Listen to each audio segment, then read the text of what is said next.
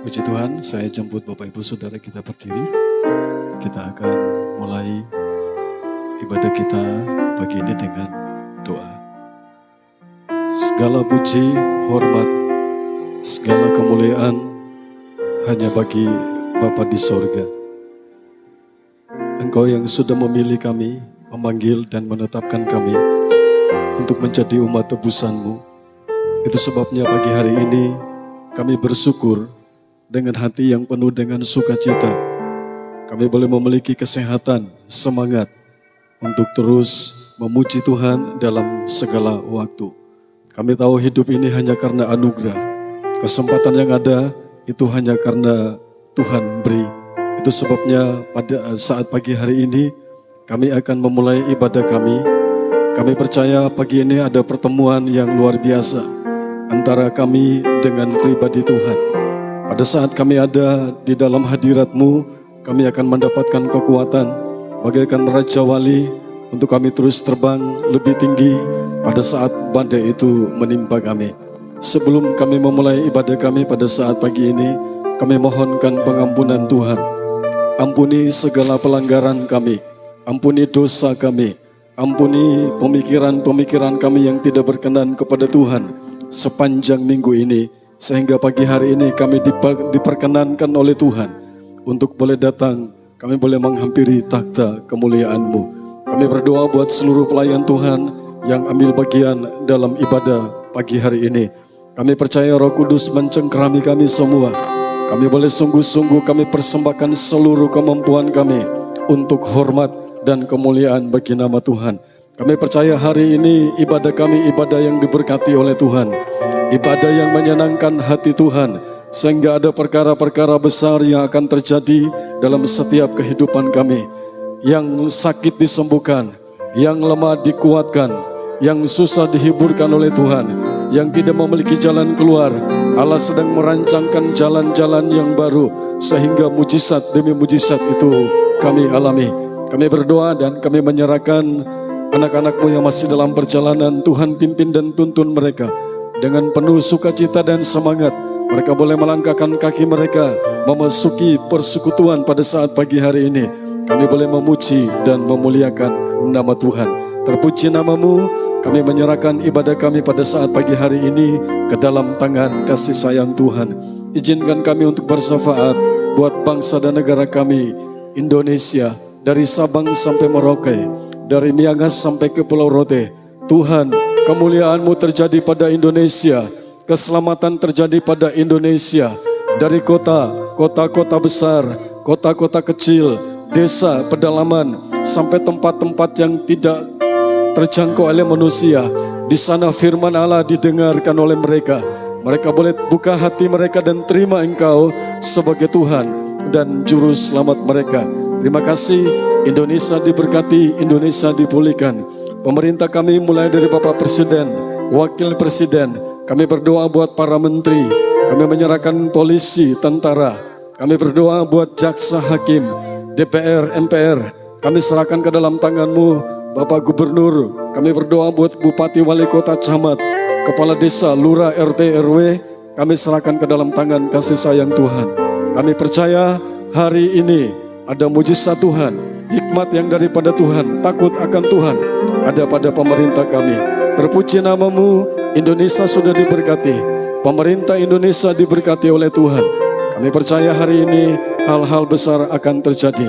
Kami menyerahkan seluruh gereja Tuhan yang ambil bagian dalam ibadah pada saat pagi, siang, sampai sore. Tuhan berkati mereka. Tuhan, Engkau ada bersama-sama dengan mereka. Itu sebabnya kami akan mulai ibadah kami pada saat pagi hari ini. Kami percaya Tuhan sudah ada bersama-sama dengan kami. Itu sebabnya kami mau berdoa sesuai dengan Tuhan ajarkan kepada kami. Bapa kami yang di sorga, dikuduskanlah nama-Mu, datanglah kerajaan-Mu, jadilah kehendak-Mu di bumi seperti di sorga. Berikanlah kami pada hari ini makanan kami yang secukupnya, dan ampunilah kami akan kesalahan kami, seperti kami juga mengampuni orang yang bersalah kepada kami. Dan janganlah membawa kami ke dalam pencobaan, tetapi lepaskanlah kami daripada yang jahat. Karena Engkau-lah yang mempunyai kerajaan dan kuasa dan kemuliaan sampai selama-lamanya. Amin. Haleluya. sungguh baik. Kasih-Mu luar biasa. Terlalu besar pengorbanan yang Kau berikan kepada setiap kami. Pagi hari ini biarlah setiap kami boleh menaikkan puji syukur kami. Sungguh besar kasih-Mu Yesus. Terima kasih ya Bapa.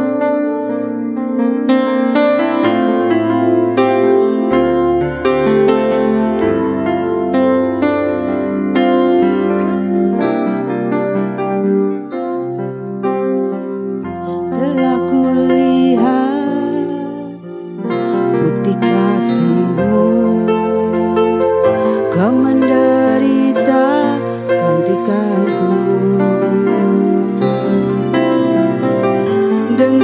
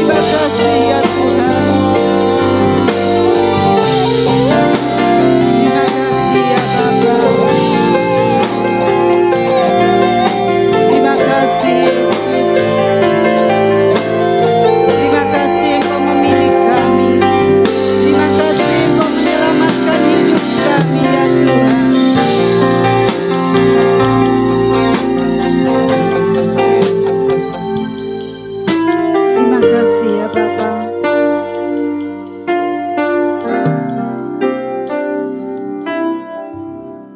Terima kasih ya Tuhan. Sungguh kami menaikkan puji syukur kami di hadapan-Mu pagi hari ini. Oleh sebab kasih-Mu yang begitu besar, kasih-Mu yang sungguh luar biasa, kami boleh diselamatkan karena Engkau. Terima kasih ya Allahku. Pagi hari ini kami menaikkan puji syukur kami bagi Engkau. Kami ingin bersorak-sorai bagi nama-Mu yang mulia, nama-Mu yang agung. Kami percaya Bapa, pujian kami boleh menyenangkan Engkau pagi hari ini. Terima kasih ya Bapa. Kami naikkan syukur kami di dalam nama Tuhan Yesus Kristus. Haleluya. Amin. Setiap engkau yang merasakan kebaikan Allah, berikan sorak-sorai yang terindah untuk Allah kita. Dia telah menebus kita dengan harga yang lunas dibayar. Karena hanya oleh anak domba Allah kita diselamatkan.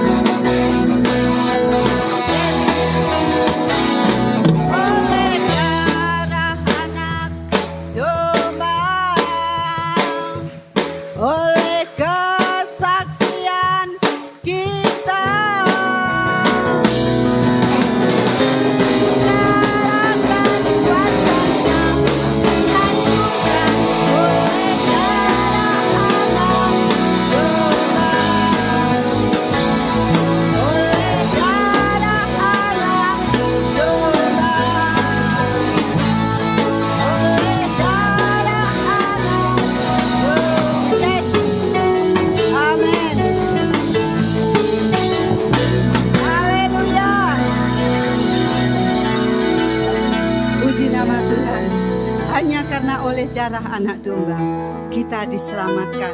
Itu adalah bukti dari kasih Yesus. Kasihnya nyata, sungguh-sungguh luar biasa.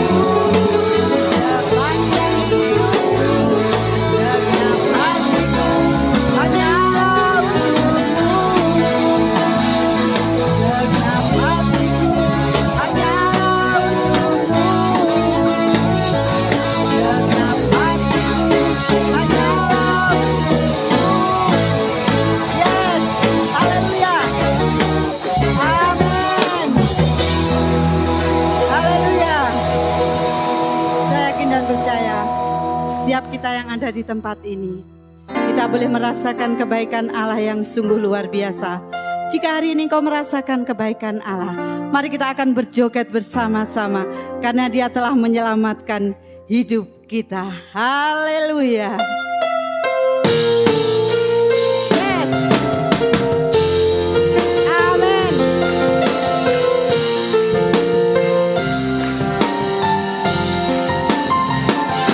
Kasih Yesus telah menyelamatkanku. Kuasa Yesus telah membebaskanku. Anugerahnya limpah di hatiku. Sepanjang umur hidup, oh kasihnya. Kasih Yesus telah menyelamatkanku. Kuasa Yesus telah membebaskanku. Anugerahnya limpah di hatiku. Sepanjang umur hidupku. Kasih Yesus tiada batasnya, melebihi dari langit biru. Kuasa Yesus tiada taranya, melebihi segala-galanya. Kasih Yesus telah menyelamatkanku. Kuasa Yesus telah membebaskanku. Anugerahnya limpah di hatiku. Sepanjang umur hidupku. Kasih Yesus telah menyelamatkanku. Kuasa Yesus telah membebaskanku. Anugerahnya limpah di hatiku. Sepanjang umur hidupku. Kasih Yesus tiada batasnya, melebihi dari langit biru. Kuasa Yesus tiada taranya, melebihi segala-galanya. Kasih Yesus tiada batasnya, lebih tinggi dari langit biru. Kuasa Yesus tiada taranya, melebihi segala-galanya, melebihi segala-galanya, melebihi segala-galanya. Amin. Kasih Yesus melebihi apapun juga. Haleluya. Kebenaran firman Tuhan pagi dan yang akan memampukan setiap kita. Jika engkau merasa hidupmu pagi hari ini sudah tidak ada jalan keluar mungkin dengan masalahmu, Yesus ada di tempat ini. Dia siap untuk memberikan apapun yang engkau inginkan. Asal engkau percaya, asal engkau sungguh-sungguh meminta kepada Yesus. Haleluya.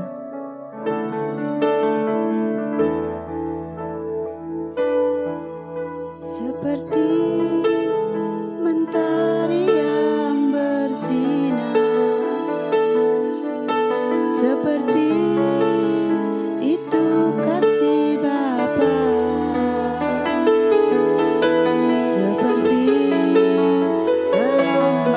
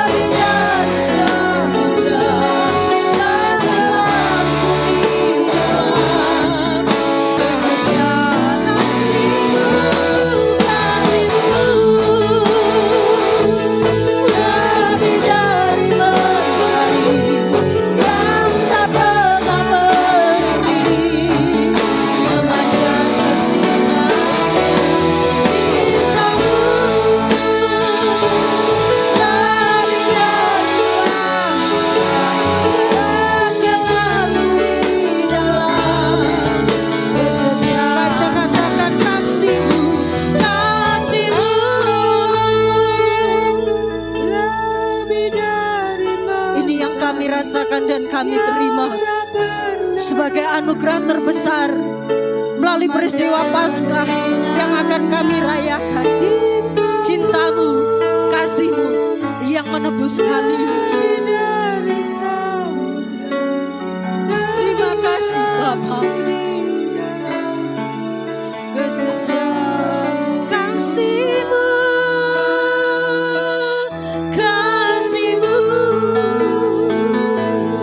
lebih dari mentari yang tak pernah berhenti memancarkan sinarnya. Cintamu lebih dari samudra, tenggelamku di dalam kesetiaan-Mu Tuhan. Terima kasih atas cinta-Mu.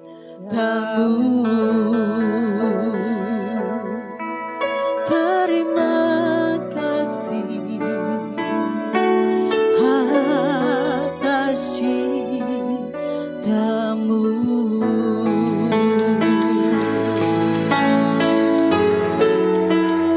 Kami hidup hanya karena anugerah dan cinta.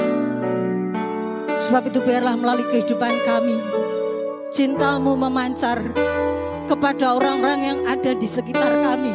Karena kami tahu Engkau mengutus kami di tempat ini, mengutus kami di lingkungan di mana kami ada, sebagai utusan-utusan-Mu untuk memberitakan kabar baik supaya semua orang diselamatkan di dalam Tuhan. Sebab itu perlengkapilah kami dengan firman-Mu. Biarlah tugas yang Engkau beri, amanat mulia agung yang Engkau serahkan bagi kami bisa melakukannya dengan setia.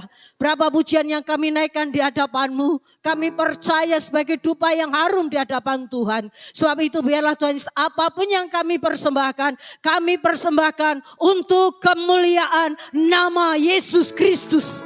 Dan kami akan siap diberkati Tuhan melalui kebenaran firman-Mu, melalui hamba-Mu yang telah Engkau persiapkan. Dan biarlah firman itu bukan hanya kami dengar dan kami lupakan, tetapi kami dengar, kami renungkan dan kami lakukan. Sebab kami tahu kekuatan-Mu menyertai kami, akan memampukan kami menjadi pelaku-pelaku setia firman Tuhan. Dalam nama Yesus Kristus Tuhan, kami siap untuk menerima firman Tuhan. Haleluya. Kita semua katakan amin. Silahkan duduk kembali. Shalom. Selamat pagi Bapak Ibu. Sehat nggih? Puji Tuhan. Nah, kita perlu mengucap syukur. Kenapa? Karena pagi hari ini Tuhan masih memberikan kepada kita yang pertama kesehatan. Semua sehat nggih? Sehat, amin. Semua masih bernafas? Coba ditengok temannya kanan kirinya, apakah masih bernafas atau mungkin sudah agak sesek? Nah. Tapi karena Tuhan baik, sampai saat ini kita masih diberikan kesehatan, kekuatan, hikmat, akal, budi, segala sesuatu yang kita butuhkan. Nah, Bapak Saudara, kalau Bapak Ibu Saudara punya barang baru, biasanya yang pertama kali Bapak Ibu Saudara cari itu apanya? Barangnya apa bungkusnya? Barangnya apa bungkusnya? Kalau seumpama barang barunya bilang aja lah HP ya. Yang dicari pertama itu apanya? Kenapa? Kenapa kok yang dicari pertama HP-nya? Apakah Bapak Ibu Saudara sudah pasti bisa mengoperasikan HP tersebut? Wah, wis iso Mas, HP wis ganti ping 17 kok. Gampang. Seperti itu? Atau mungkin yang dicari pertama itu dosbooknya. Silakan saya apa dosbook panggan ya? Pokoknya ada itulah. Ada yang mencari adanya dulu daripada HP ini. HP ini rata penting, HP ini kok yang penting aku nyawang dosbooknya wis seneng. Apakah seperti itu? Ada juga mungkin yang cari, oh Mas, aku sih tak golek dhisik pertama ki cas-casane. Kira-kira karo HP ku sing lawas padha apa ora? Iya toh? Engko lek padha lumayan, nggawa cas siji kan nggo HP loro. Nah, tapi yang lebih penting lagi, apakah Bapak Ibu Saudara pernah ketika beli barang baru membaca panduan singkat atau panduan cepatnya, biasanya tulisannya instruction guide, instruction guide. Pernah dibaca? Ada yang pernah baca? Instruksi cepat. Biasanya instruksi cepat itu menginstruksikan deskripsi singkat barang apa yang kita punya, barang apa yang kita beli, terus bagaimana cara kita menggunakannya, bagaimana cara kita mengoperasikannya. Pernah dibaca? Enggak pernah? Lah terus kok iso mengoperasikan? Oh, meraba-raba. Berarti HP ini diraba-raba sih. Ini bentuknya kotak. Gitu ya. Kemarin pas baru pertama beli pointer ini, nah ini ada lampunya nggih. Pertama itu mesti bingung. Dijajali sitak-sitak toh. Iki tombolnya nggih apa, sing iki nggih apa, sing iki nggih apa. Padahal kalau kita baca di buku manualnya semuanya sudah dijelaskan, ya toh. Semuanya sudah ada. Nah, sedikit cerita ya, minta maaf ya yang kemarin nitip. Kemarin itu ada seseorang yang nitip sama saya itu beli headset Bluetooth, Bapak Ibu Saudara. Nah, singkat cerita tak bawakan. Nyoh, wis sampean jajal Mas, sudah tak coba tadi di omah nang HP ku kena. Oh ya wis, jajal nang HP ku.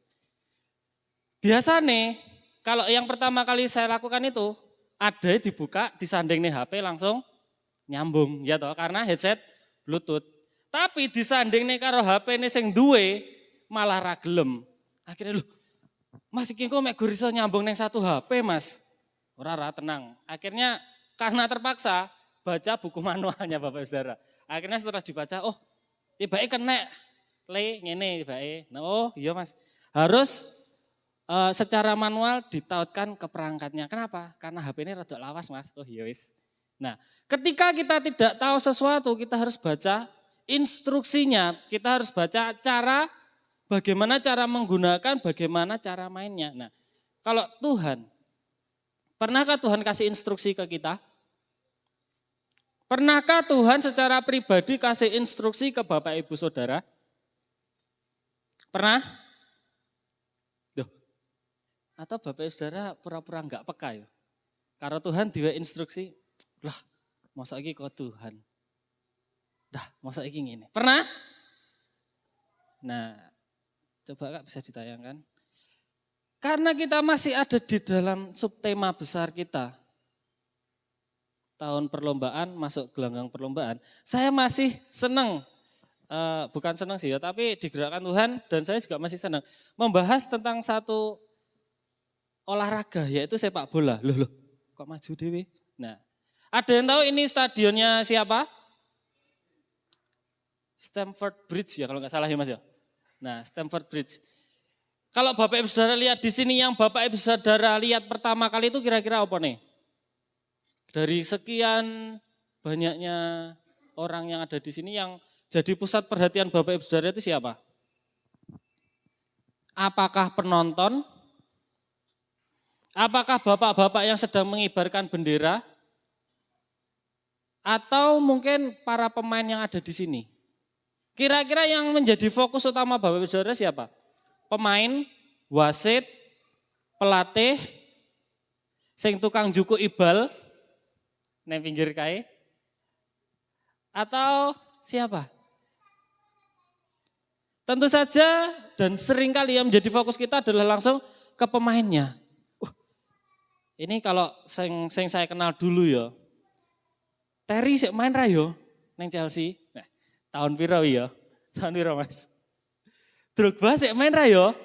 Nah, pertama kali yang dicari adalah kita fokus pada pemainnya. Kita fokus pada nanti yang dikeluarkan formasinya piro? 4-4-2, 4-3-3, apa wilah pokoknya. Kita terlalu fokus sama para pemain, bahkan mungkin kalau kita nontonnya di luar lapangan, kita fokusnya sama suaranya sing delok, gitu. Yo, ayo, Arema. Oh, ku ingin kita harus menang kan kita biasanya fokusnya sama suaranya supporter, sama pemain. Pernah nggak Bapak Saudara fokus sama pelatihnya? Pernah? Ada yang jarang, ada yang pernah. Nah, di dalam satu pertandingan yang ikut di sana, di dalam satu gelanggang perlombaan itu yang pertama pasti ada pemainnya. Ya toh? Entah itu tim, entah itu individu, pasti ada pemainnya. Enggak mungkin Chelsea main tanpa musuh. Didelok sak monombane wonge, enggak mungkin toh. Kecuali kalau lagi latihan dan itu pun tidak terbuka. Yang kedua yang ada di sana adalah wasit. Ya, pengadil lapangan. Sakset lah sama hakim garis. Terus sama sing biasanya ngangkat-ngangkat kalau mau ganti pemain kan diangkat-angkat nomor punggung berapa yang keluar. Terus selanjutnya yang paling banyak supporter, ya toh. Paling rusuh biasanya. Dan yang terakhir, yang bukan terakhir sih, ada juga yang sering kali terlewatkan oleh pandangan kita yaitu seorang pelatih. Ya toh. Seorang pelatih. Nah, Bapak ini bukan dari Indonesia. Dia dari Korea. Tapi sama orang Indonesia Bapak ini dicintai, apalagi sama pendukungnya timnas. Kenapa? Karena Bapak ini mampu membawa Indonesia jadi kasarannya satu langkah lebih baik daripada Indonesia yang kemarin. Timnasnya. Ya toh? Shin Tae-hyung. Nah, pagi hari ini kita akan belajar, kalau 2 minggu yang lalu saya lebih menekankan pemain dan wasit. Pagi hari ini kita akan kembali diberkati oleh firman Tuhan, kita akan melihat, kita akan belajar satu firman Tuhan yang akan saya kasih tema, ikuti instruksinya. Nah, ikuti instruksinya. Yohanes 3 ayatnya yang ke-17. Yohanes pasalnya yang ketiga, ayatnya yang ke-17. Saya akan bacakan untuk kita semua. Sebab Allah mengutus anaknya ke dalam dunia bukan untuk menghakimi dunia, melainkan untuk menyelamatkannya oleh Dia. Nah, kalau Bapak Saudara baca di ayat sebelumnya, ayat hafalan ya. Karena begitu besar kasih Allah akan dunia ini sehingga Ia mengaruniakan anaknya yang tunggal supaya setiap orang yang percaya kepadanya tidak binasa melainkan beroleh hidup yang kekal. Disambung lagi ayat 17.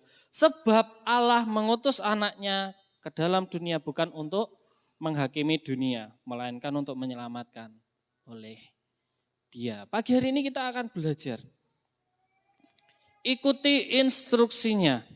Nah, 2 minggu yang lalu seorang wasit akan memberikan kartu kalau ada pelanggaran, dan kartu itu merupakan bentuk peringatan yang diberikan kepada pemain karena melakukan kesalahan. Salah makanya diperingatkan, salah makanya dikasih kartu. Kalau pemainnya baik-baik saja, nggak akan dikasih kartu. Tapi pagi hari ini kita akan belajar seorang sosok yang jarang dilihat dalam pertandingan. Mungkin nanti di-shoot ketika ada momen-momen penting. Lah ape gol biasanya didelok, oh pelatihnya joget-joget, nyapa? Timnya ngegol nih, ya toh. Pelatihnya nesu-nesu, nyapa? Timnya kebobolan. Nah, saat-saat tertentu saja seorang pelatih itu akan dilihat, disorot oleh kamera, tapi di dalam 90 menit permainan yang jadi fokus biasanya hanya pemain. Kita akan lihat, ikuti instruksinya. Nah, kita akan belajar apa saja sih instruksi yang biasanya diberikan oleh Tuhan kepada kita. Nah, kalau tadi instruksi dari seorang pelatih itu diberikan kepada pemainnya, entah itu pemain basket, pemain sepak bola, tinju mungkin ya. Tinju ada pelatihnya enggak? Ada. Pelatih itu akan memberikan instruksi kalau dilihat contohnya, kayaknya kurang semangat ya, tak kayak motivasi lagi. Instruksinya seperti itu. Nah, instruksi apa saja yang diberikan Tuhan kepada kita? Yang pertama, pergi dan beritakanlah. Pergi dan beritakanlah. Matius pasalnya yang ke-28. Matius pasalnya yang ke-28, ayatnya yang ke-19 dan ayatnya yang ke-20. Matius 28 ayat 19 dan ayatnya yang ke-20. Karena itu pergilah, jadikanlah semua bangsa muridku Dan baptislah mereka dalam nama Bapa dan Anak dan Roh Kudus, dan ajarlah mereka melakukan segala sesuatu yang telah kuperintahkan kepadamu. Dan ketahuilah, aku menyertai kamu senantiasa sampai kepada akhir zaman. Nah, poin yang pertama, instruksi yang biasa diberikan oleh pelatih kita. Pelatih kita siapa sih? Tuhan sendiri.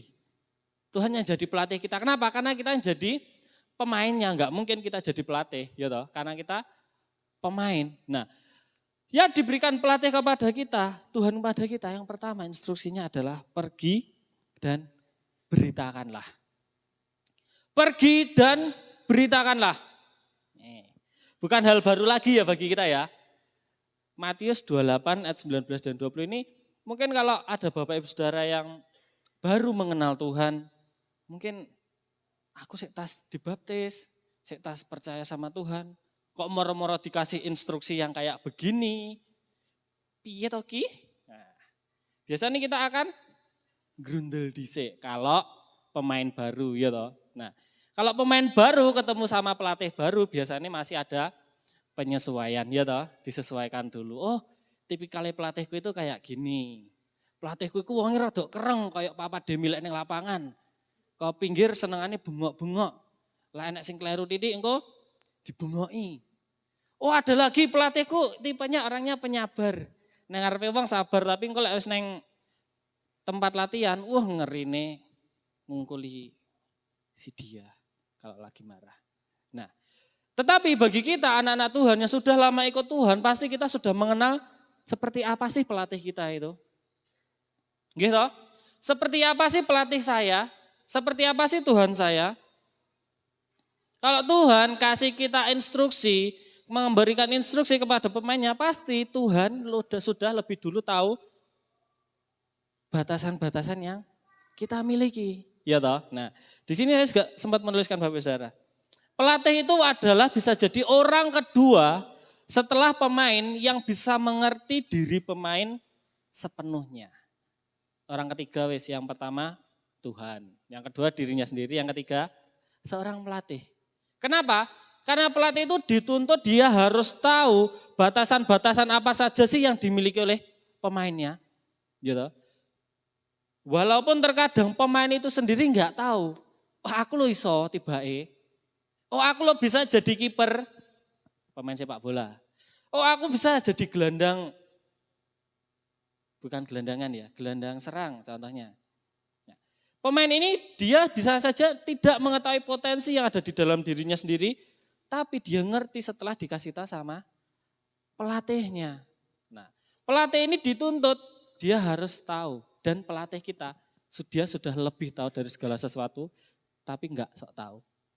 Pelatih kita itu tahu segala sesuatu tentang kita, walaupun dia enggak sok tahu toh. Nah, dia akan memberikan kepada kita sesuai dengan kemampuan dan kekuatan kita. Tapi yang diminta, instruksi yang pertama adalah pergi dan beritakanlah. Pergi kemana?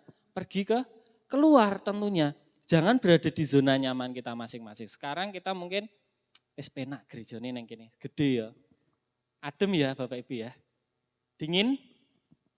Dingin. Tapi lek sekolah minggu ya rada sumuk.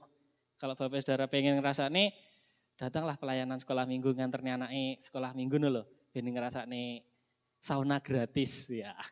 Enggak usah dinyalakan kipasnya, duduk di sini pintunya ditutup 1 jam aja. Wah, sauna gratis. Kembali lagi, seorang pelatih itu tadi dia tidak akan secara sembarangan memberikan instruksi kepada pemainnya. Contohnya nih, kita kembali lagi ke Chelsea tadi. Kalau Chelsea lagi on fire, lagi panas-panasnya menyerang, tiba-tiba ngegol nih 1 gol, 2 gol, 3 gol, sampai 10 gol contohnya. Pelatih itu enggak akan maksakan kudu nyerang terus. Nah, karena poin sudah didapatkan, sudah mengamankan poin itu tadi, pelatih akan bilang, wes kita rubah posisi.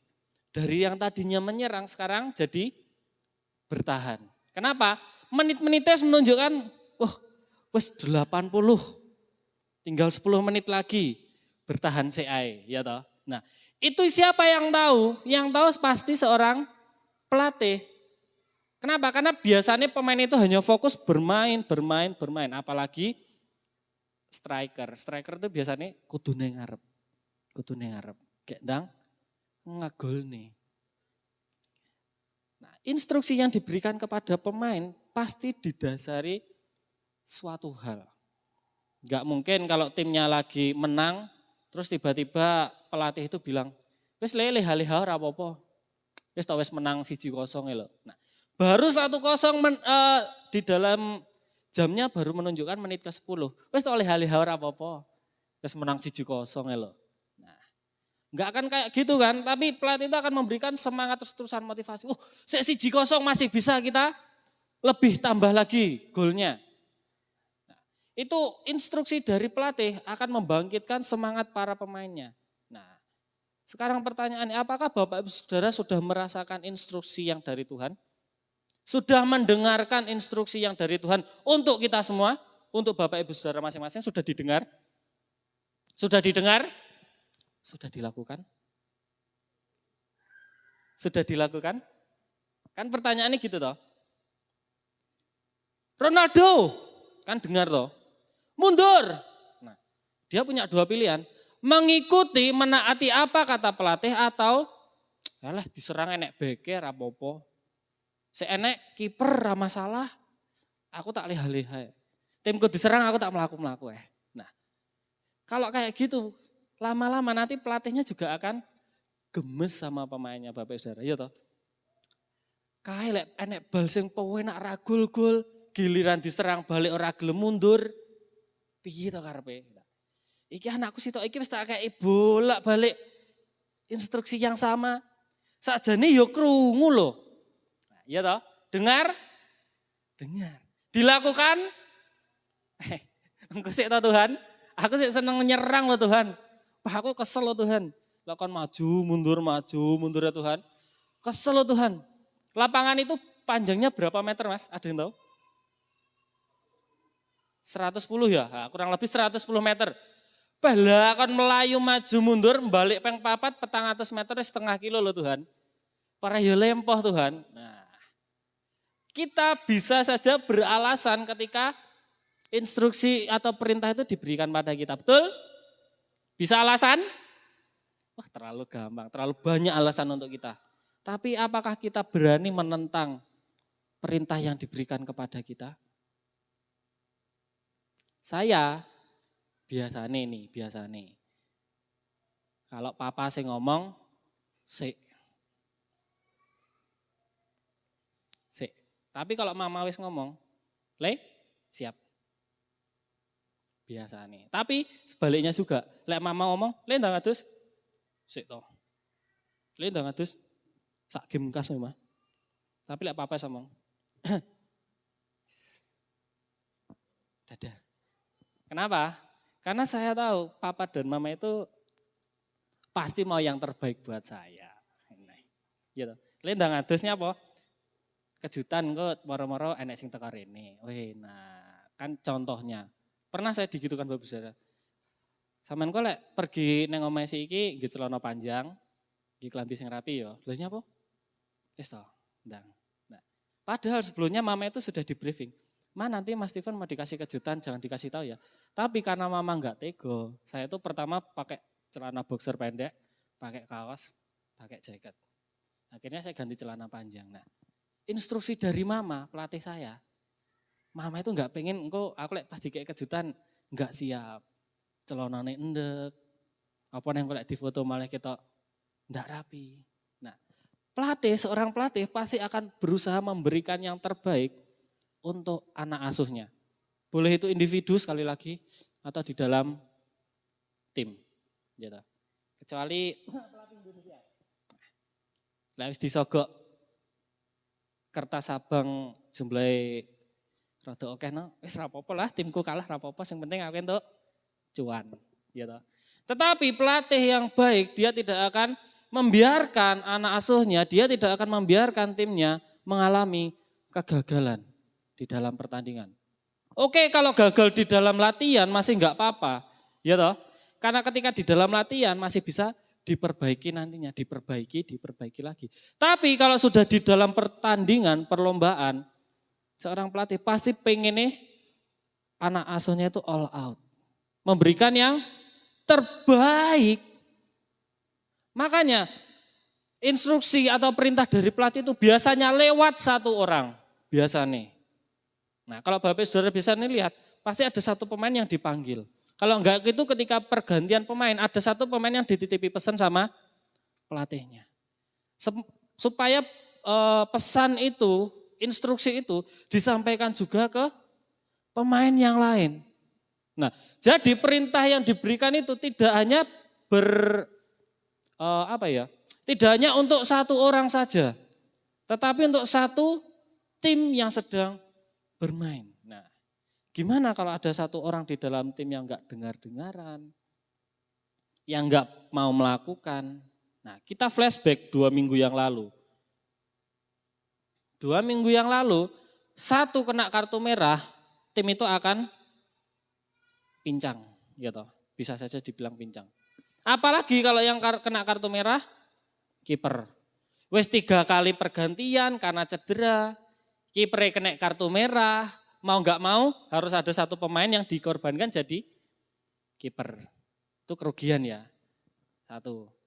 2 kartu merah, 9 lawan 11. 3 kartu merah, 8 lawan 11. 4 kartu merah, 7 lawan 11. 5 kartu merah, walk out. Tim tersebut akan dianggap kalah. Kenapa? Karena regulasinya minimal harus ada 7 orang di dalam satu tim untuk bertanding. Nah, kira-kira kalau Bapak Ibu Saudara di dalam satu keluarga aja, ada satu anggota keluarga yang enggak sinkron. Sing paling ngewanyel nih, seneng golek masalah, bukan cuma seneng golek ya, seneng golek karo seneng gawe masalah. Kira-kira apakah keluarga itu bisa hidup harmonis? Bilang aja anggota keluarganya ada 12 kayak mama. 12 anak tambah papa mama, ada 14. 14 orang di dalam ya satu lingkungan lah, enggak satu rumah ya. 2 rumah wes, berarti 7 ya. Di dalam 14 orang ini, kalau ada satu saja yang sewenang bikin dan senang buat masalah, apakah keluarga tersebut bisa hidup dengan damai sejahtera, dengan penuh sukacita yang daripada Tuhan? Pasti enek. Mama sisi wes anak bontot, cilik dewe, sorry ya ma, gede ding ma. Wes kari dewe seneng aneh gak masalah. Pasti kakak-kakaknya nanti akan rasa karo mama sis. Wes bener gak masalah, golek masalah ben dewe. Kita melipir. Ya toh. Di dalam tim biasa nih kalau ada satu pemain yang suka berulah, lama-lama akan dijauhi tim yang lainnya. Greenwood contohnya, ya toh. Greenwood ini pemainnya Manchester United. Mantan. Seneng gawe masalah di dalam dan di luar lapangan. Mungkin pertama-pertamanya temannya masih mentolerir lah ya. Oh rapopo, mungkin dia hilaf. Iya toh. Mungkin dia lagi enggak ingat. Nah, tapi lama-kelamaan kalau terus-terusan buat kesalahan yang sama, para yulek dhewe jengkel toh Bapak Saudara. Pas tipe ini diomongnya wangel ram toh. Wes mbuh karep-karepmu. Nah, mama pernah gitu mah? Pernah. Kenapa? Saking menjengkelkannya saya. Oke, Tuhan tidak seperti kita yang baperan. Tapi Tuhan juga punya batasan Bapak Saudara. Anakku iki lek ora kena terus-terusan dilek nih, dikai perintah, dikai instruksi dan dilakok nih. Karepmu. Bisa seperti itu? Bisa seperti itu? Siapa contohnya? Salah satu contohnya adalah Saul. Sudah diperingatkan, entenono Samuel. Tungguin Samuel, itu bukan tugasmu. Itu tugasnya Samuel, tugasnya abdi Allah. Ojo, sudah diperingatkan, sudah dikasih perintah, tapi tetap dilanggar. Akhirnya apa? Roh Tuhan undur daripada Saul. Bisa enggak roh Tuhan undur daripada kita? Roh Tuhan bisa saja diam, Kalau kita berbuat apa-apa, wes anakku sih iki wangel eram ya. Mbwetik eram bahasane ya. Radon akan diam. Sampai suatu saat kita diizinkan Tuhan kebentur rodok banter. Nah, rodok banter akhirnya kita kembali lagi kepada Tuhan. Nah, pertanyaannya, apakah kita mau terbentur dulu baru kita mau ikut aturannya Tuhan? Apakah kita nunggu ada sesuatu yang tidak menyenangkan dulu baru kita mau taat sama Tuhan? Apakah kita mau diskors dulu, kena kartu dulu baru kita mau ikut aturan mainnya Tuhan? Atau kita dengan sukarela, dengan sukacita, kita ikut aturannya Tuhan? Bukan cuma orang biasa Bapak Saudara yang bisa disangsi sama Tuhan. Di dalam perjanjian lama itu, bukan cuma pemain biasa, bukan cuma pemain BRI Liga 3 yang bisa kena kartu merah. Zinedine Zidane, pemain kelas dunia juga bisa kena kartu merah. Kenapa? Ya karena dia nggak ikut aturan mainnya. Nggak usah sombong lah. Aku kan wis 27 tahun ikut Tuhan. Wis tau, walaupun aku berbuat kesalahan Tuhan memaafkan. Aku sama Tuhan kan wis ngene. Tuhan kan bestiku. Oh, nah. Lamanya kita jadi orang Kristen bukan jaminan kita selalu hidup menyenangkan Tuhan. Apakah kita selalu melakukan firman-Nya atau enggak? Itu yang menjadikan kita seorang yang spesial di hadapan Tuhan. Nah, di dalam perjanjian lama ada 2 orang juga. Mereka bukan orang biasa, mereka bukan jemaat biasa. Mereka adalah anak dari imam. Anak kalau sekarang mungkin bisa dibilang anaknya pendeta loh ya. Kayak saya anaknya pendeta. Anaknya pendeta ki ora tau salah. Mosok anaknya pendeta ki enggak tahu nakal. Mosok. Nah, kan biasanya gitu toh. Oh iya kae lho anaknya Pak Pendeta kae. Wah, bapake ngene, anake nang ngarepe wong ya ngene. Ora ngerti nang burine ngene. Nah, kalau mereka berdua ini bukan di balik punggungnya orang, tetapi mereka secara terang-terangan di depan banyak orang, mereka mengabaikan perintah dan larangan Tuhan. Secara terang-terangan, namanya siapa? Hofni dan Pinehas. Nah, wis ya, Hofni dan Pinehas mereka adalah contoh orang-orangnya dengan jelas dan dengan sengaja mengabaikan larangan dan perintah Tuhan. Kalau kemarin sebelum dengar nama Hofni dan Pinehas, ora apa-apa lah, delik-delik, apa enggak delik-delik tapi gaya kesalahan ora apa-apa lah. Tapi setelah dengar ini, bertobat yang masih senang melanggar perintah Tuhan. Mereka melanggarnya apa? Kalau mungkin sekarang itu apa ya? Kalau mereka dulu ketika orang Israel mau memberikan persembahan, daging sing enak, lemak-lemaknya yang banyak diambil.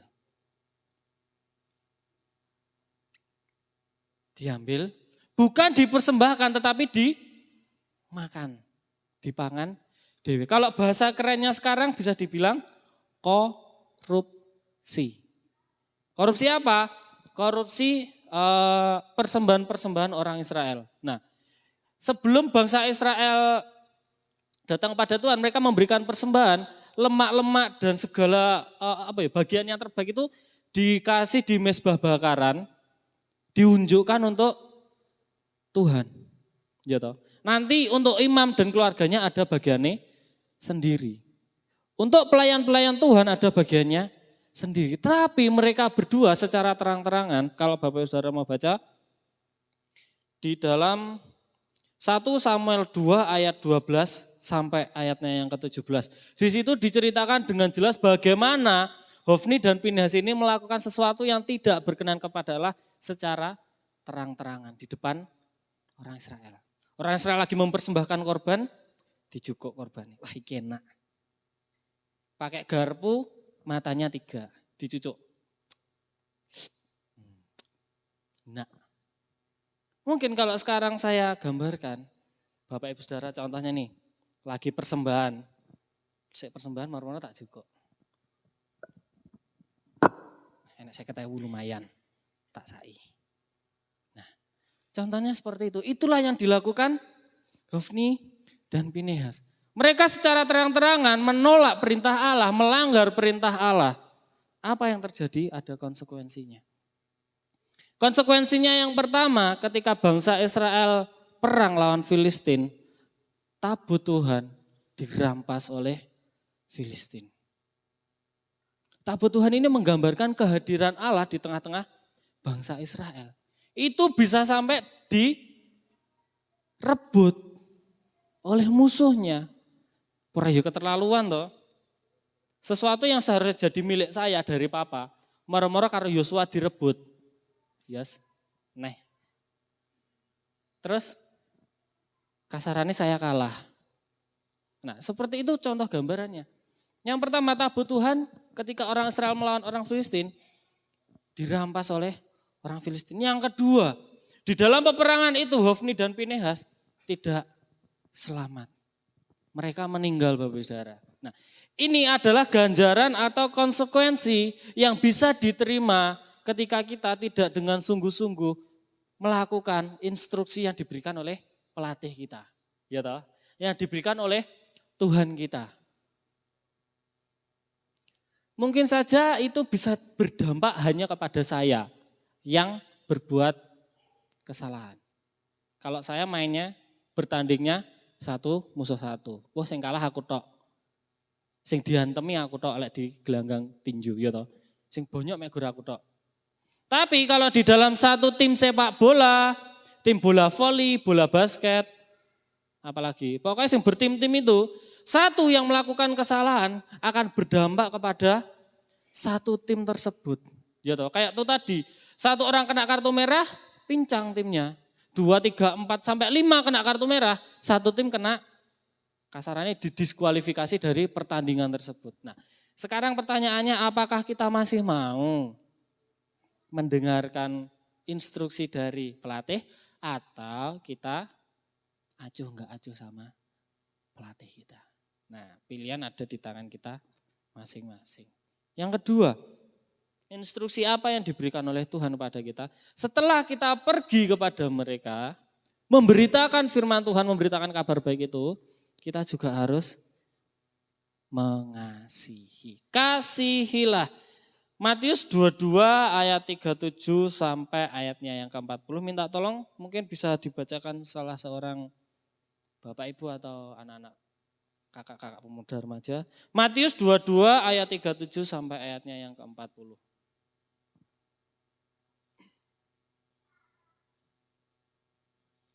Tidak ada?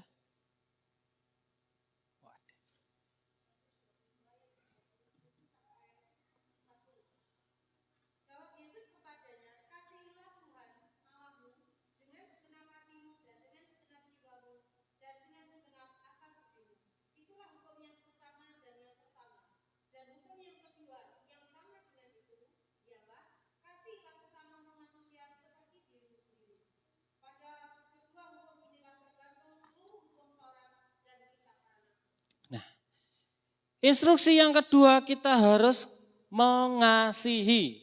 Penak omongnya? Penak, mengasihi. Mengasihi orang yang dicinta gampang ya. Wah, aku cinta, aku sayang sama kamu, aku mengasihi kamu. Tapi bagaimana kita mengasihi musuh kita? Bagaimana kita mengasihi orang yang suka bully kita? Bagaimana kita mengasihi orang yang suka mengejek, mengolok-olok kita? Bisa? Angel mas, bendino dilolok nih ayo, loro hati aku. Tapi hatiku loro kan gitu toh. Kalau kita sakit hati biasanya segala sesuatu yang kita dapat dari firman Tuhan itu ditutupi ya toh. Wah, kasihilah sesamamu manusia seperti dirimu sendiri. Kuwi lek ning gereja, lek ning omah, kasihilah dirimu sendiri lebih dari apapun. Kan biasanya gitu toh. Kalau di gereja amin, haleluya, haleluya. Di luar, aman, haleluya. Ya toh. Ketika kita mengasihi, jangan hanya kita mengasihi diri kita sendiri. Yang pertama, dikatakan di dalam Matius 22 ayat yang ke-37 tadi. Jawab Yesus kepadanya, kepada siapa? Kepada orang-orang Farisi yang saat itu bertanya kepada Tuhan Yesus. Kasihilah Tuhan Allahmu dengan segenap hatimu dan dengan segenap jiwamu dan dengan segenap akal budimu. Yang pertama, kita harus mengasihi Tuhan dengan keseluruhan hidup kita. Nah, biasanya kalau ada hamba Tuhan yang ngomong, kasihilah. Halah, wis gampang Mas, saya sudah mengasihi siapa? Mengasihi dia. Apakah kita sudah mengasihi Tuhan? Wah, aku mengasihi Mas. Buktinya mengasihi. Yo, pokoknya aku mengasihi. Buktinya pokoknya. Apakah itu bisa dibilang bukti? Nah, tetapi ketika kita mengasihi, kita harus ada action, harus ada perbuatan yang kita lakukan. Mengasihi tidak hanya sebatas kata-kata yang kita lontarkan dengan mulut dan bibir kita. Aku mengasihi Engkau, Yesus, dengan segenap.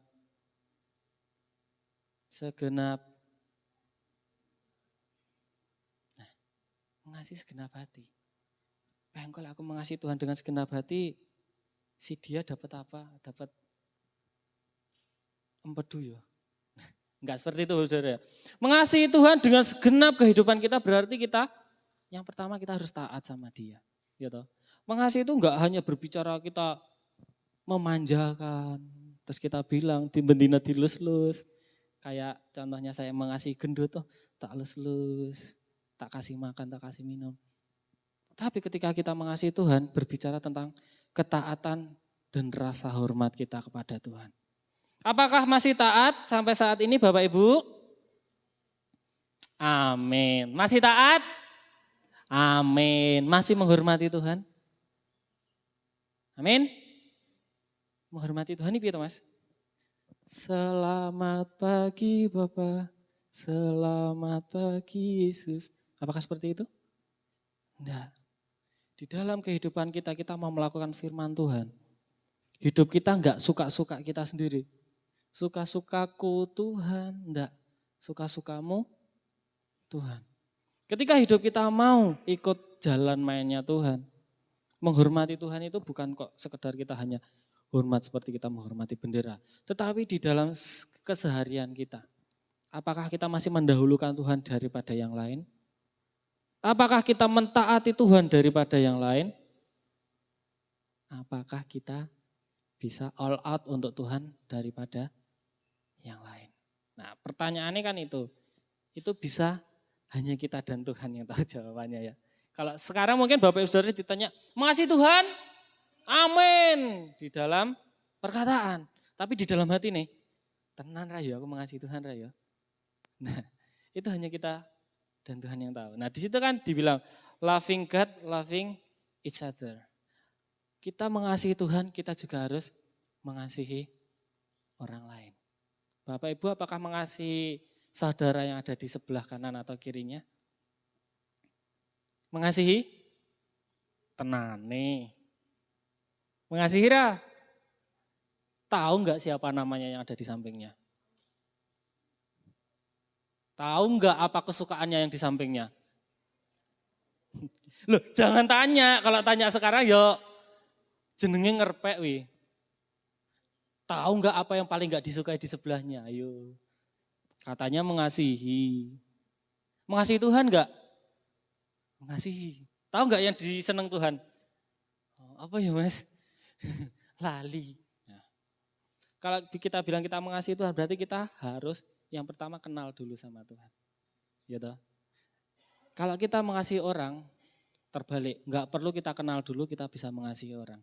Bapak Ibu Saudara, dari nasi 2000 itu ada enggak orang yang Bapak Ibu Saudara enggak kenal terus tiba-tiba Bapak Ibu Saudara tersentuh terus tiba-tiba aku pengen memberkati si gitu. Ada? Nah, apakah Bapak Ibu Saudara pertama harus kenalan, oh saya Stephen, saya pengen mengasihi Bapak Ibu Saudara, apakah harus seperti itu? Enggak, kasih itu berasal dari Tuhan yang diberikan kepada kita terus harus kita salurkan. Ya toh? Karena begitu besar kasih Allah akan dunia ini, di dunia ini ada siapa? Ada saya, Bapak Ibu Saudara, ada orang yang di luar sana, berarti Tuhan mengasihi juga orang yang ada di luar sana. Ya toh, kalau Tuhan mengasihi mereka, kenapa kita tidak? Ya toh, kalau Tuhan saja mengasihi orang yang di luar sana, kenapa kita tidak? Nah, pertanyaannya kan gitu.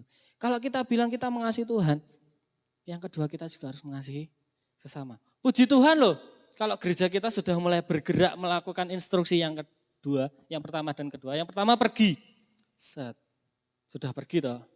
Kita mengasihi mereka, caranya gimana? Dodolan sego, gitu. Dodolan sego. Kira mas, 4.000 dapat 2 porsi, sik tambah kolak. Neng dijal saiki kecuali takjil ya, kecuali bagi-bagi takjil ya. Di mana 4.000 dapat 2 porsi nasi tambah kolake loro. Di mana coba? Kasih tahu saya. Nanti tak borongi tak dolin Iya toh. Ada? Mungkin itu ada tapi dalam tanda kutip yayasan juga yang sedang berbagi. Tapi kalau orang di luar sana lah, mas modalnya 1 bungkus nasi ini minimal 10.000 loh mas. Ya toh. Didol 2.000.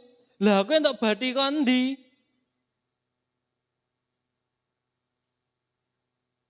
Untuk badi kondi. Urungne begadang sampai 11:30 lek masak sego. 11:30 beres-beres engko iso turu paling jam 12 lebih dikit. Jam 3 wis tangin nih mas. Packing ya. Bungkusi, kok packing bahasanya terlalu aneh ya. Bungkusi, setengah 3, dikit, dodolan jam 6 kalau masih pagi. Lah ongkosku ngantuk mas, ongkosku nggak turu, ora dibayar. Nah, kalau kita hanya memikirkan cuan, nggak akan masuk akal, ya toh. Kalau kita hanya memikirkan nanti aku dapat badi ini piro ya, cuane piro ya. Kita enggak akan bisa memberikan kasih kita, gitu. Nah, sedikit cerita Bapak Saudara ya. Kemarin itu ketika saya berada di luar daerah, ada 2 orang ibu-ibu yang tanya sama saya. Mereka juga tahu program kita Nasi 2000. Mas, sumber dananya dari mana? Yang pertama. Mas, didol sakmono apa ora rugi? Yang kedua. Yang ketiga, Mas, mau sampai kapan? Nah, saya jawab, sumber dananya yang pasti dari Tuhan Yesus, Bu. Lah ya mesti aku ngerti. Gitu. Melalui siapa? Yang pertama itu memang ada melalui hamba-hamba Tuhan. Tapi sekarang semua jemaat Bu. Berkat Tuhan lewat jemaat dikasih ke kami. Kami mengelola. Didol sakmono ora rugi. Nah, kalau di hadapan manusia ya rugi toh Bu. Itu tadi ya. 1 porsi 5.000 lah. 5.000, 6.000, 10.000. Didol 2.000. Rugi Bu. Sampai kapan? Sampai Tuhan Yesus menghendaki. Amin. Bapak Ibu kira-kira percaya enggak kalau nasi 2000 ini akan terus-terusan ada? Amin. Percaya? Nah, nanti di video iklan itu ada nomor rekeningnya, jangan lupa ditransfer. Loh, kok malih? Ya. Nah, ketika kita sudah mengasihi, ketika hati kita enggak hanya memikirkan diri kita sendiri, wes enggak apa-apa aku rugi. Wes enggak apa-apa aku kalah, yang penting jiwa diselamatkan. Yang penting aku memberikan kasih yang dari Tuhan kepada orang lain. Ya toh?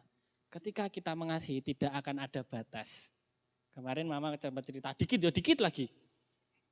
Lele sampean ki lek pas sayang karo wong ya tenanan toh. Toh kene toh kono, pendak mulih kok kono mesti loro, tapi kok isik panggah gelem rono toh. Jenenge ya sayang mah. Nah, kan gitu toh. Kalau kita sayang, kita mengasihi Tuhan, kita mengasihi jiwa-jiwa, tidak akan ada batasan yang bisa membatasi kita. Kene mediun loh Bapak Ibu. 3 jam loh naik mobil. Pendak mulai mesti loro.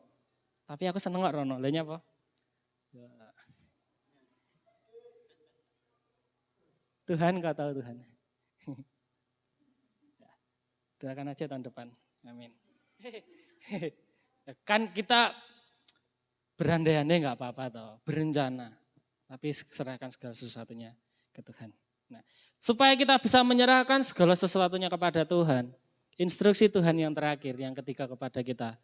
Kita harus tetap mendekat kepada Tuhan. Mendekatlah kepadaku. Yesaya 48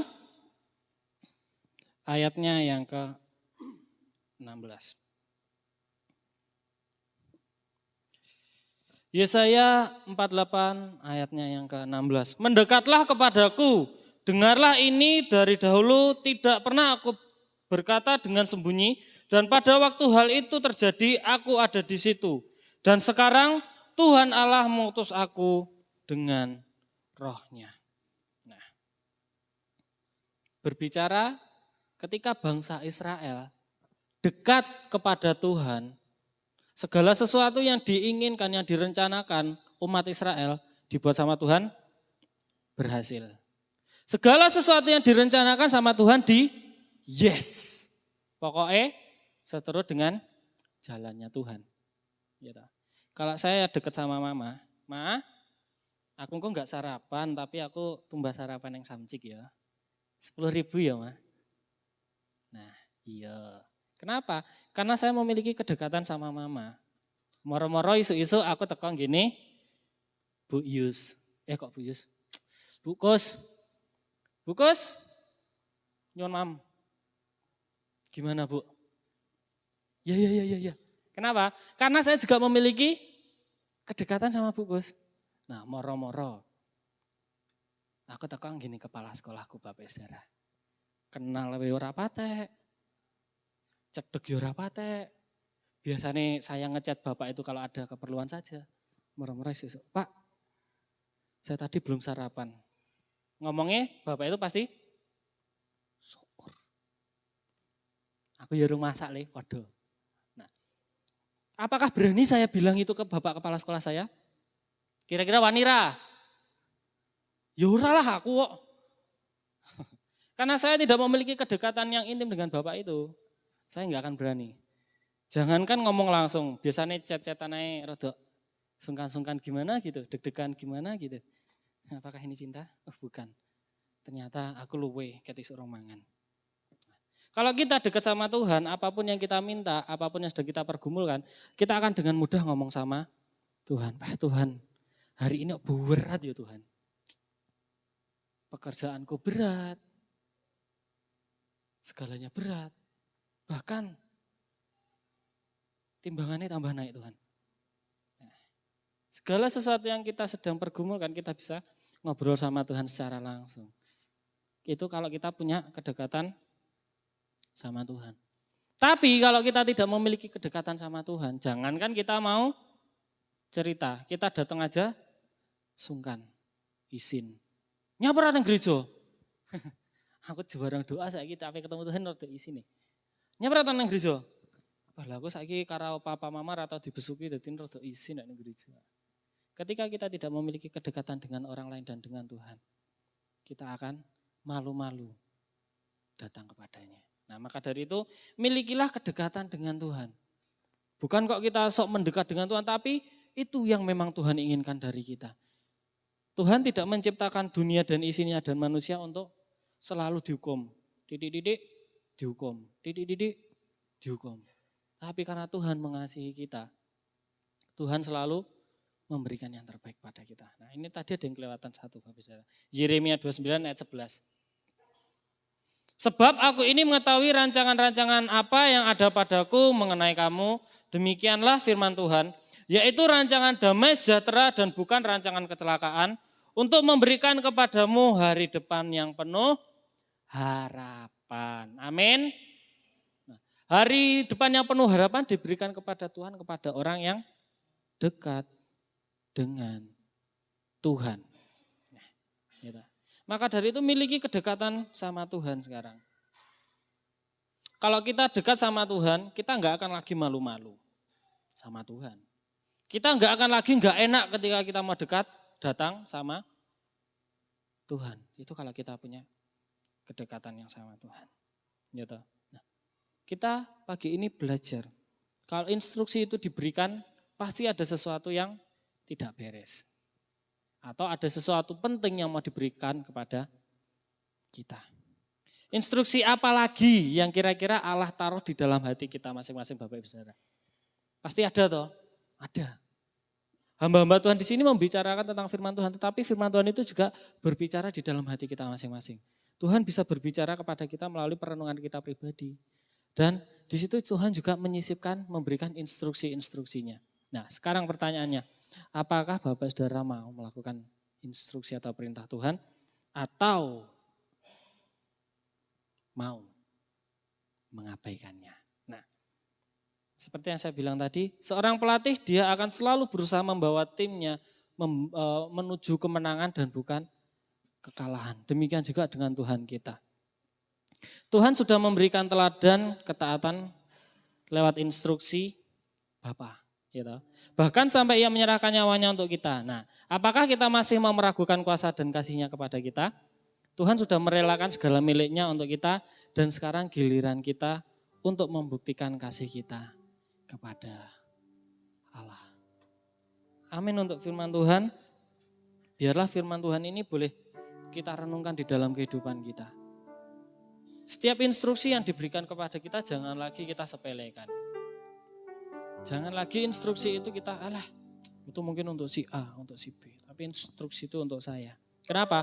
Karena ketika Tuhan memberikan perintah instruksi itu kepada kita, Tuhan mau berbuat sesuatu lewat hidup kita. Dan Tuhan tidak pernah gagal untuk berperkara di dalam kehidupan kita. Tuhan tak pernah gagal karena Tuhan lebih tahu cara untuk membuka setiap jalan dalam kehidupan kita.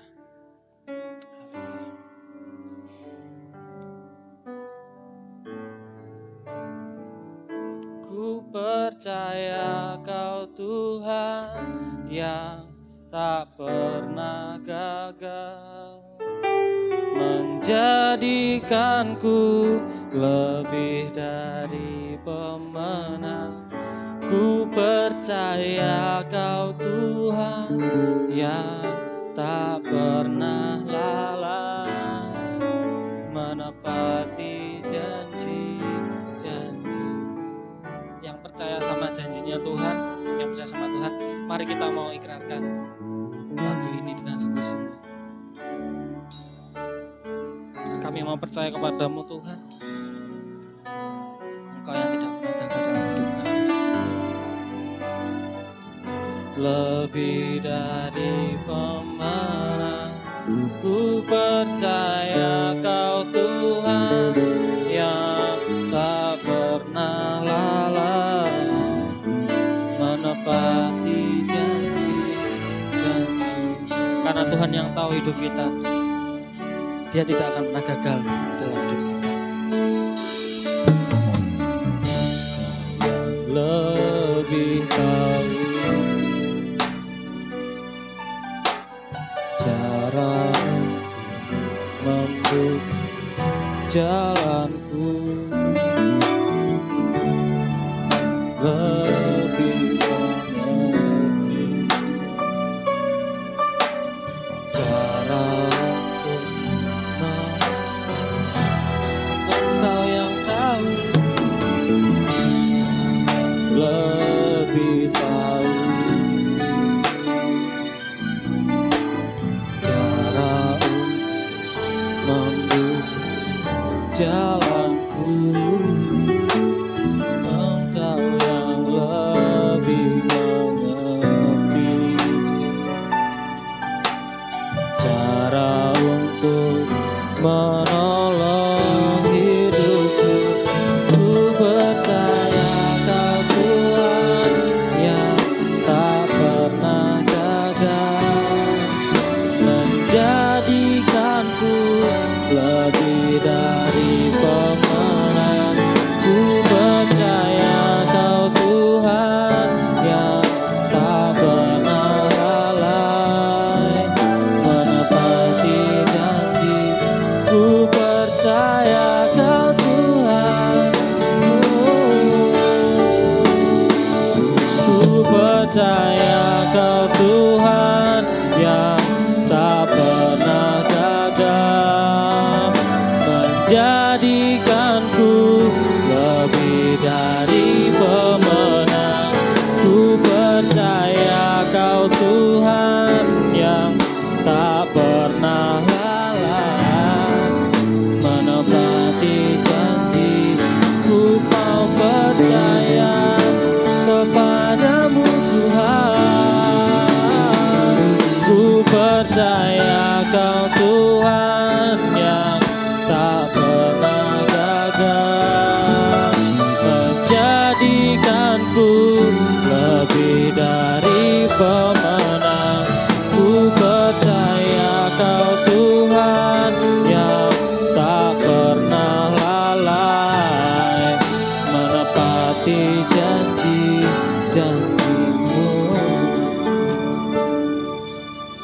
Pagi ini kita tahu kalau segala sesuatu yang Tuhan izinkan dalam hidup kita itu sudah direncanakan sama Tuhan.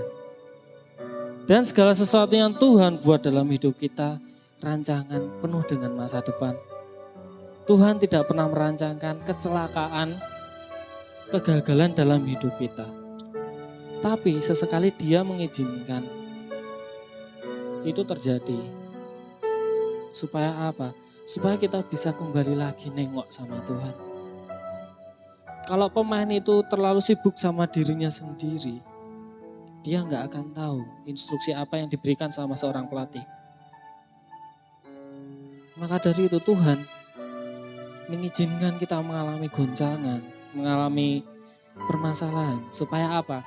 Supaya kita mau kembali, kita berbalik sama Tuhan. Dan kita harus yakin dan percaya rencananya itu rencana yang penuh dengan harapan. Masa depan kita sudah ditanggung sama Tuhan. Dan Dia pribadi yang tidak pernah gagal dalam menjalankan segala sesuatu rencana. Kita bangkit berdiri, kita mau katakan, ku percaya Kau Tuhan yang tak pernah gagal.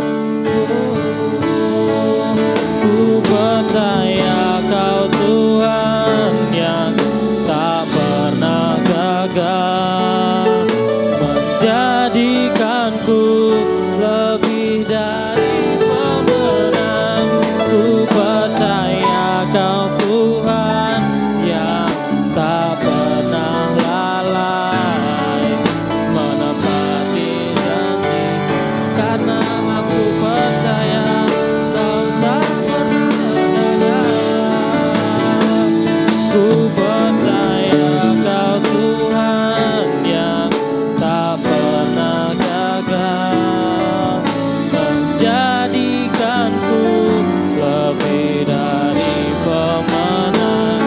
Ku percaya Kau Tuhan yang tak pernah lalai, Menggenapi janji, menggenapi janji-Mu, menggenapi janji-Mu, menggenapi janji-Mu. Terima kasih buat firman-Mu ya Tuhan. Kami tahu bahwa firman-Mu juga adalah instruksi yang datang dari-Mu untuk kami lakukan mulai saat pagi hari ini. Memberitakan kabar baik, mengasihi Engkau dan sesama, bahkan lebih mendekat lagi kepadamu. Karena jujur Tuhan, kami tidak bisa sendiri. Oleh sebab itu biarlah kekuatan firman-Mu dan kekuatan kuasa Roh Kudus akan memampukan kami bukan hanya mendengar, tetapi melakukan instruksi yang datang dari-Mu. Sehingga kami layak nantinya apabila kami pulang, kami bertemu dengan Engkau. Terima kasih Bapa, berkati hamba-Mu yang sudah menyampaikan firman-Mu. Biar bertambah-tambahkan hikmat, akal budi dan kebijaksanaan atasnya. Kami semua yang sudah mendengar, kami tahu firman itu termeterai dalam kehidupan kami. Yang akan kami bahas di kelompok sel kami masing-masing. Dan lebih daripada itu kami akan melakukannya. Dalam nama Tuhan Yesus kami diberkati, kami ucap syukur dan kami katakan Bapa terima kasih. Dalam nama Yesus Kristus Tuhan. Haleluya, kita katakan amin. Silakan duduk kembali. Puji Tuhan. Shalom.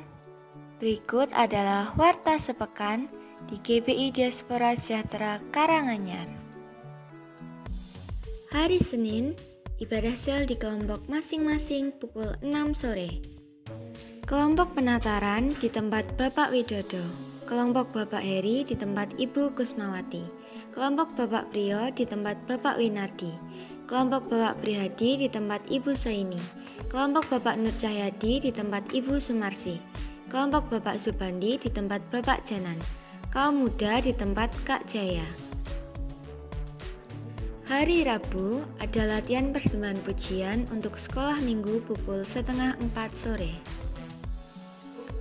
Pukul 6 sore ada ibadah permata di gereja oleh keluarga Bapak Yuliono yang akan dilayani oleh Kak Paulus sebagai worship leader, firman Tuhan oleh Bapak Gembala, dan multimedia oleh Kak Kila.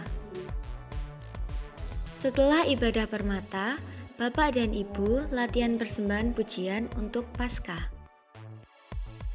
Hari Kamis ada ibadah WBI di gereja pukul 5 sore. yang akan dilayani oleh Ibu Rokim sebagai worship leader, firman Tuhan oleh Ibu Widodo, dan multimedia oleh Ibu Heri Basuki.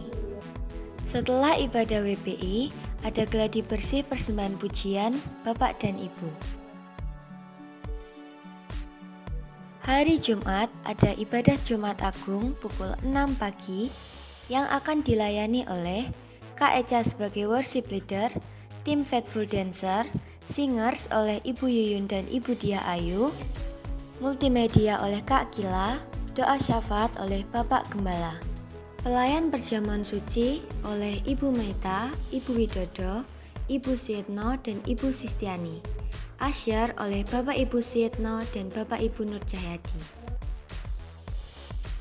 Hari Sabtu ada seminar pemuda dan remaja yang akan dimulai pukul 7 pagi. Mari bersama-sama rasakan lawatan Allah dalam ibadah raya Minggu pukul 6 pagi yang akan dilayani oleh Bapak Sugirno sebagai worship leader, choir oleh Sekolah Minggu dan Kaum Muda Remaja, multimedia oleh Kak Kila, doa syafaat oleh Bapak Gembala, asyar oleh Bapak Ibu Sietno dan Bapak Ibu Nur Cahyadi. Demikian warta sepekan, selamat hari Minggu, Tuhan Yesus memberkati.